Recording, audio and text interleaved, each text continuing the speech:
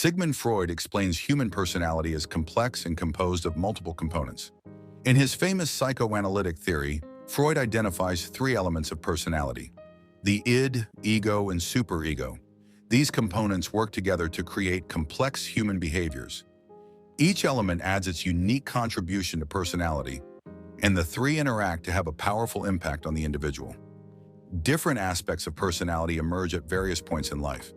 According to Freud's theory, certain aspects of your personality are more primal and can compel you to act based on your basic instincts. Other parts of your personality work to counter these impulses, trying to align you with the demands of reality. The basic instincts aim for pleasure and the avoidance of death, while ideals represent societal conformity and conscience. And these two structures often experience conflict. Over time, these conflicts shape an individual's personality. The first of the three fundamental components that make up personality is the id. According to Freud, the id is the source of all psychic energy, or life energy, making it the most basic and primary component of personality. The id is the only component of personality that is innate. This aspect of personality is completely unconscious and encompasses instinctual and primal behaviors. The id is driven by the pleasure principle, striving for the immediate satisfaction of all desires, wants, and needs. If these needs are not met immediately, the result can be anxiety or tension. For example, an increase in hunger or thirst leads to an immediate desire to eat or drink. The id is crucial in the early stages of life, as it ensures that a baby's needs are met, thus allowing the infant to survive. If a baby is hungry or uncomfortable, the demands of the id cause it to cry until those needs are satisfied.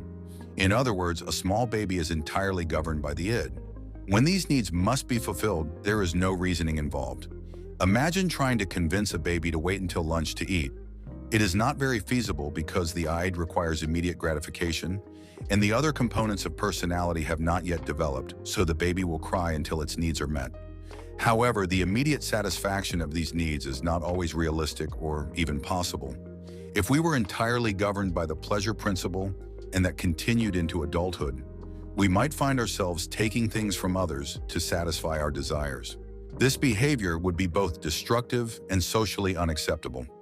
According to Freud, the id attempts to resolve the tension created by the pleasure principle through the use of primary process thinking, which involves forming a mental image of the desired object as a way of satisfying the need. Although people eventually learn to control it, this part of personality remains the same childish, primitive force throughout life. It is the development of the ego and superego that allows individuals to regulate the fundamental instincts of the id and act in ways that are both realistic and socially acceptable. The second element of personality is the ego. According to Freud, the ego develops from the id and allows the impulses of the id to be expressed in an acceptable manner in the real world. The ego is that part of the id which has been modified by the direct influence of the external world. The ego operates in the conscious, preconscious, and unconscious mind. It is the component of personality responsible for dealing with reality.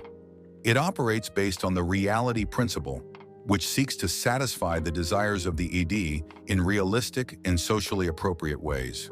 Freud likened the id to a horse and the ego to the rider. While the horse provides power and movement, the rider gives direction and guidance. Without a rider, the horse may go wherever it pleases and do whatever it wants. The rider gives instructions and commands the horse to move in the desired direction. The ego also relieves the tension caused by unmet impulses through secondary process thinking, which involves seeking out a real-world object that matches the mental image created by the id's primary process. Imagine being stuck in a long meeting at work. As the meeting drags on, you find yourself getting increasingly hungry. The id might compel you to jump out of your seat and run to the break room for a snack, while the ego guides you to sit quietly and wait for the meeting to end. Instead of acting on the id's basic impulses, you spend the rest of the meeting imagining yourself eating a cheeseburger. When the meeting finally ends, you can seek out the imagined object and satisfy the id's demands in a realistic and appropriate way. The third element of personality is the superego. According to Freud, the superego begins to emerge around the age of 5. The superego holds the internalized moral standards and ideals that we acquire from our parents and society. It provides guidelines for making decisions. The superego has two parts. First, the conscience contains information about things that are considered bad by parents and society. These behaviors are usually forbidden and lead to negative consequences, punishments, or feelings of guilt and regret. The second aspect, the ego ideal, includes the rules and standards for the behaviors that the ego strives for. The superego seeks to perfect and civilize our behavior. It tries to suppress all the unacceptable impulses of the id and encourages the ego to act according to idealistic standards rather than realistic principles. The superego exists in the conscious, preconscious, and unconscious mind. We have sufficiently explained the id, ego, and superego. Now let's examine how these three work together. When discussing the id, ego, and superego, it's important to remember that they are not three distinct entities with clear boundaries. These aspects are dynamic and constantly interact to shape an individual's overall personality and behavior.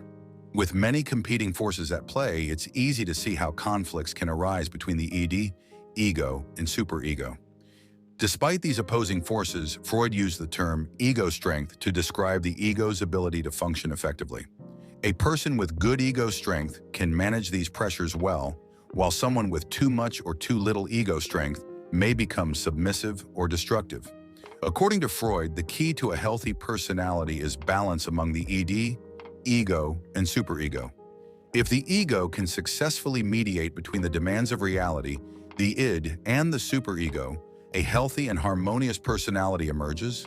Freud believed that an imbalance among these elements would lead to a maladaptive personality.